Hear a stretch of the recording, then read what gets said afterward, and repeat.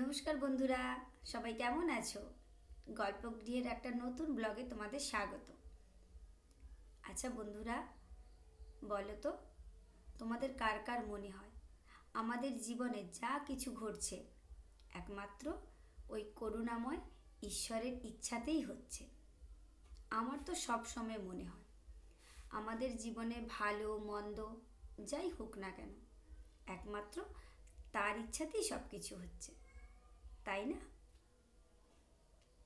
তো আজকে আমি তোমাদের যে গল্পটা বলবো সেটা এরমই একটা গল্প। তার ইচ্ছা না থাকলে কোনো কিছুই সম্ভব নয়। যা কিছু হয় বা হচ্ছে সব তার ইচ্ছাতেই। তো চলো শুরু করি। একটা দেশে একটা রাজা থাকতো। রাজা আর তার একটা মন্ত্রী ছিল। সেই মন্ত্রীটা খুব ঈশ্বর বিশ্বাসী ছিলেন। মন্ত্রীটা সব সময় বলতো, মহারাজ, যা ভালো যা মন্দ সব কিছুর পেছনেই কিন্তু ঈশ্বরের হাত আছে। তো রাজা মন্ত্রীর কথা মেনে নিত না ঠিকই, কিন্তু মন্ত্রীকে কিছু বলতো না। তো একদিন রাজা তার সৈন্য সামন্ত নিয়ে শিকার করতে গেছে। তো শিকার করতে গিয়ে কোনোভাবে তার একটা আঙুল কাটা পড়ে গেছে।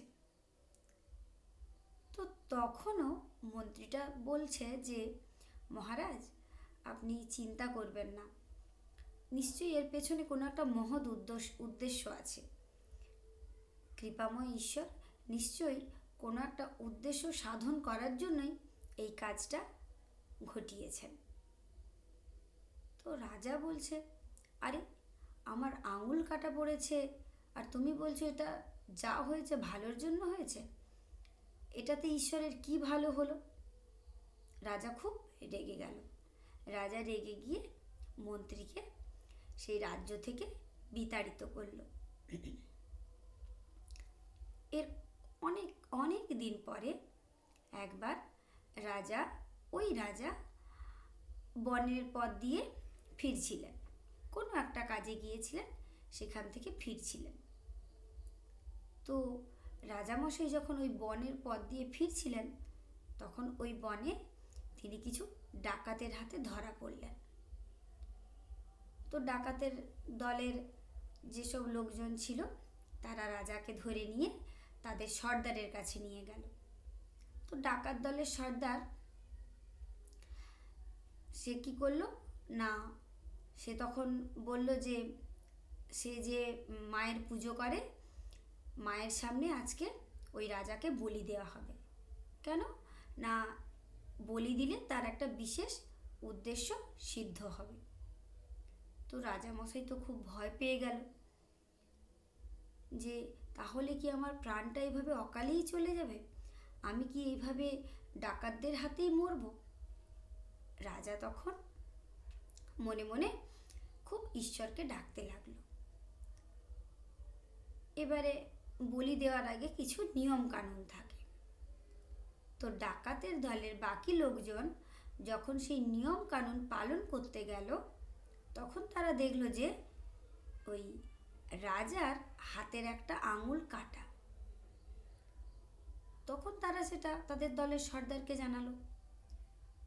তো সর্দার বলল, না, একে তো বলি দেওয়া যাবে না, কারণ এরকম কোনো খুঁত ব্যক্তিকে বলি দেওয়া যায় না। ব্যাস, আর কি, রাজা তখন প্রাণে বেঁচে গেল। ডাকাতরা তখন ওই রাজাকে মুক্তি দিল।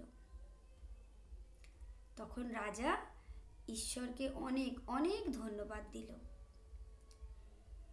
তারপরে হঠাৎ করে রাজার তখন সেই মন্ত্রীর কথা মনে পড়ল, যে মন্ত্রী রাজাকে বলেছিল যে, রাজামশাই, আপনি চিন্তা করবেন না, নিশ্চয়ই কোনো একটা ভালো উদ্দেশ্য নিয়েই এই ঘটনাটা ঘটেছে, নিশ্চয়ই ঈশ্বরের এর পেছনেও কোনো একটা কারণ আছে। তখন রাজা আবার পুনরায় মন্ত্রীকে তার রাজ্যে ফিরিয়ে আনলো এবং তাকে আবার তার পদে বহাল করল। আর রাজা তখন মন্ত্রীকে অনেক ধন্যবাদ দিয়ে বলল, তোমাকে অনেক ধন্যবাদ মন্ত্রী। সত্যি ঈশ্বরের কৃপা ছাড়া কোনো কিছুই সম্ভব নয়। ঈশ্বর যা করেন ভালোর জন্যই করেন, মঙ্গলের জন্যই করেন। তো বন্ধুরা, আজ এ পর্যন্তই। তোমাদের সাথে দেখা হবে পরের আবার একটা ব্লগে নতুন কোনো গল্প নিয়ে। ততক্ষণ সবাই ভালো থেকো, আর আমার চ্যানেলটাকে লাইক, শেয়ার, সাবস্ক্রাইব করে রেখো আরও নতুন নতুন গল্প পাওয়ার জন্য।